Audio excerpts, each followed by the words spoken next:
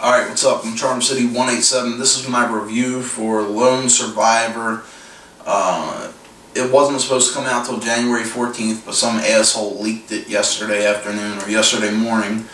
And I guess that's forcing them to come out with the movie early, because yesterday they were saying it was coming out January 14th. Now they're saying it's out now. I just saw a commercial for it a couple hours ago, so I guess they had to speed up the release because some asshole leaked it.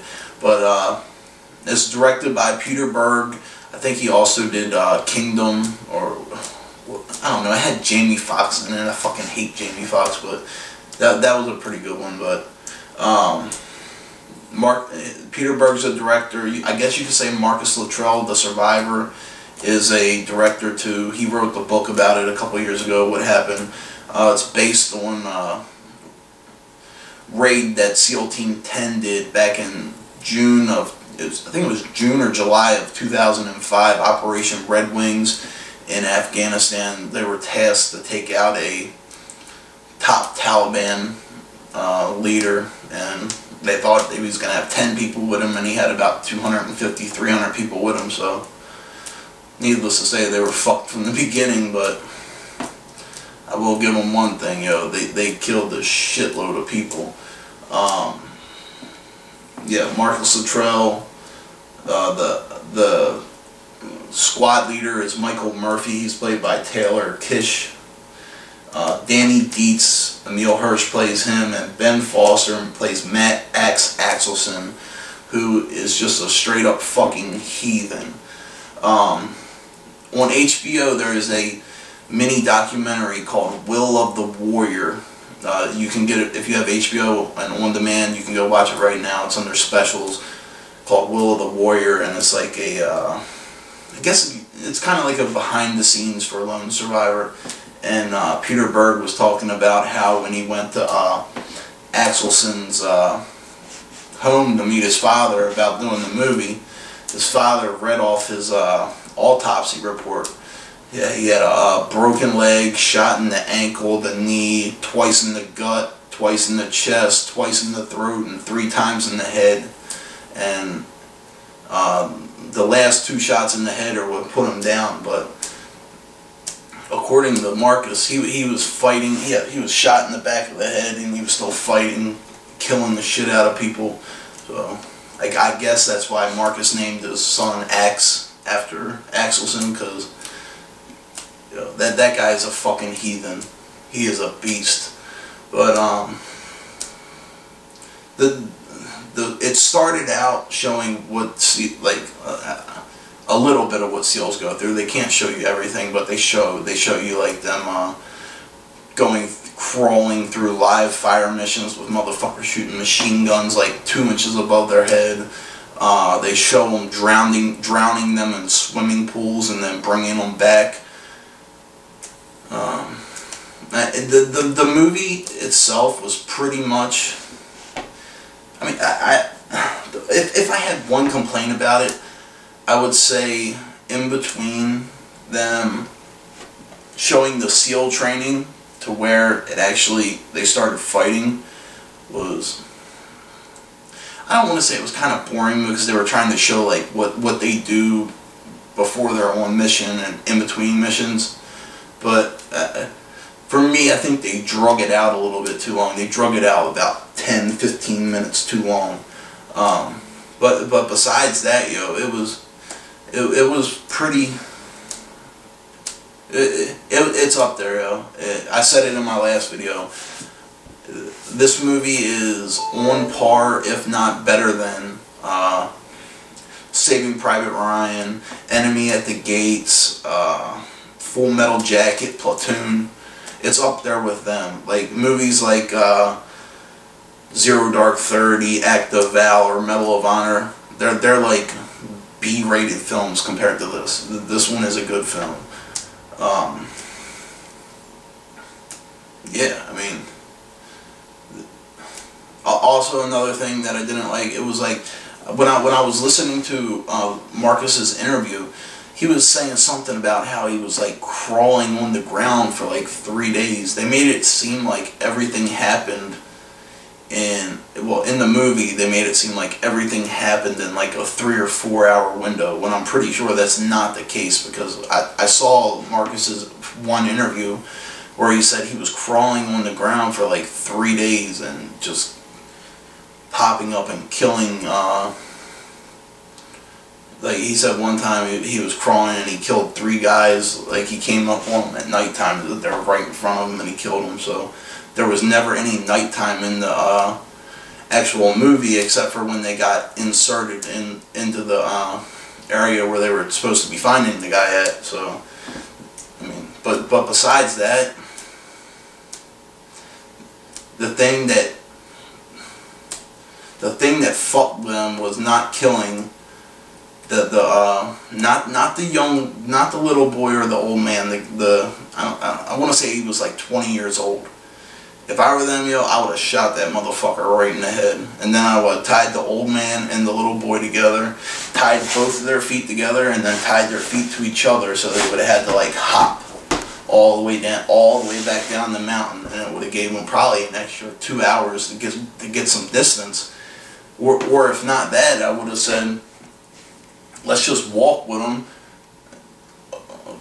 They were trying to get to the top of a mountain so they could get a signal for their sat phone or their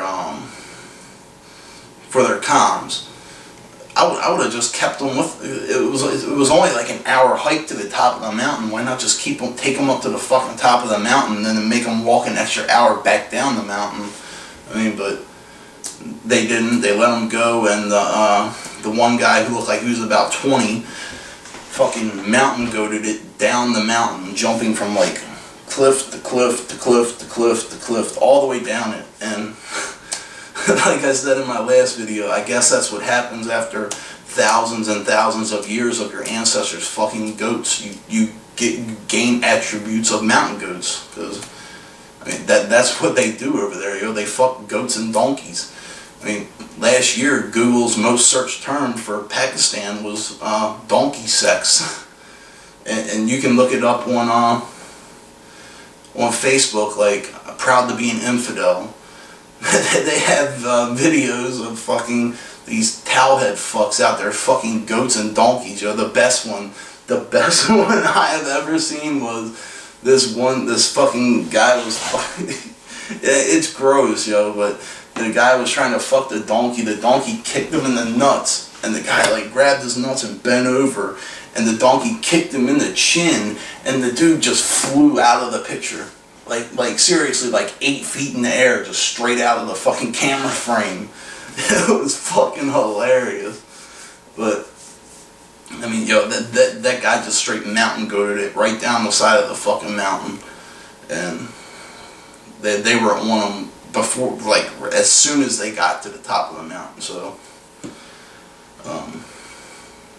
yeah, after that it's just straight up beasting. 4 guys fighting 250 guys, killing the shit out of them, getting shot with RPGs. Every one of them was shot like at least a half dozen times.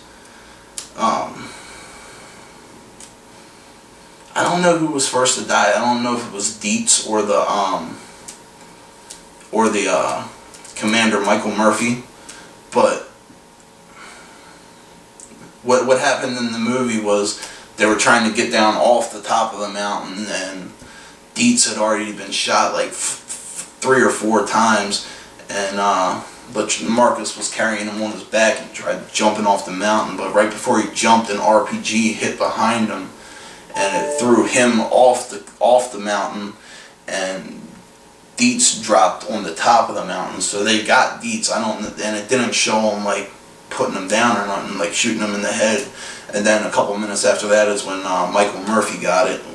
Taylor Kitsch, or however you say his name, he got it when he went up to another ridge to use the sat phone, where he finally got through. But yeah, they're heathens. They are absolute heathens. And then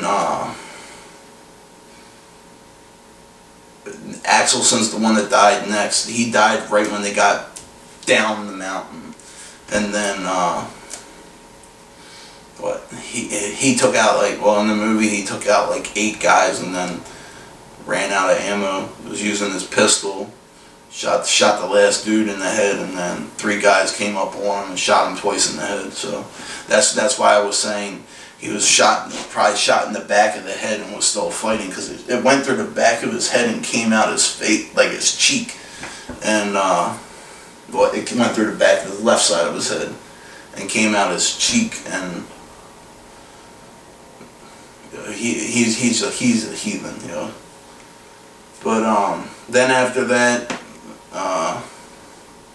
it shows Marcus crawling, but it's all daytime, and I swear to God that he said he was crawling during the nighttime. So he crawls, and then he finds water, and he dives in the water, and then I think they're called like Peshwandi or Peshwadi.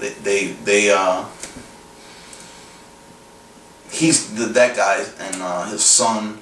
Actually, I don't know. I think it's his grandson. I think the kid who's with the guy that saves Marcus, I think his father is the guy who got his head chopped off at the beginning of the movie by the fucking towelheads.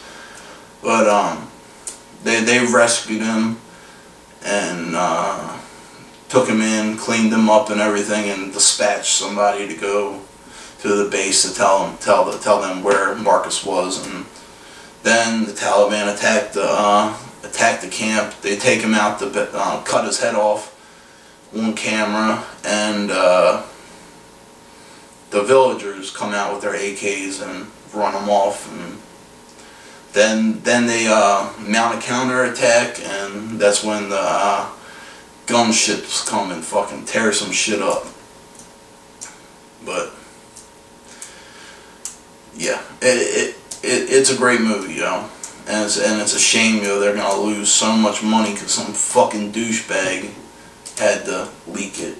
I was planning on seeing it in the theater, but then yesterday I saw somebody leaked it, and I was like, fuck it, I'll watch it, and then wait for the Blu-ray to come out so I can get the director's edition or the extended cut or whatever. Yeah, I'm pretty sure it's gonna.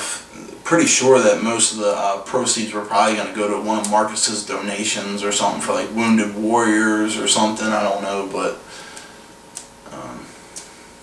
yeah. So, all right, I'm out. It's a great movie. Check it out if you get a chance, and I'm out. Peace.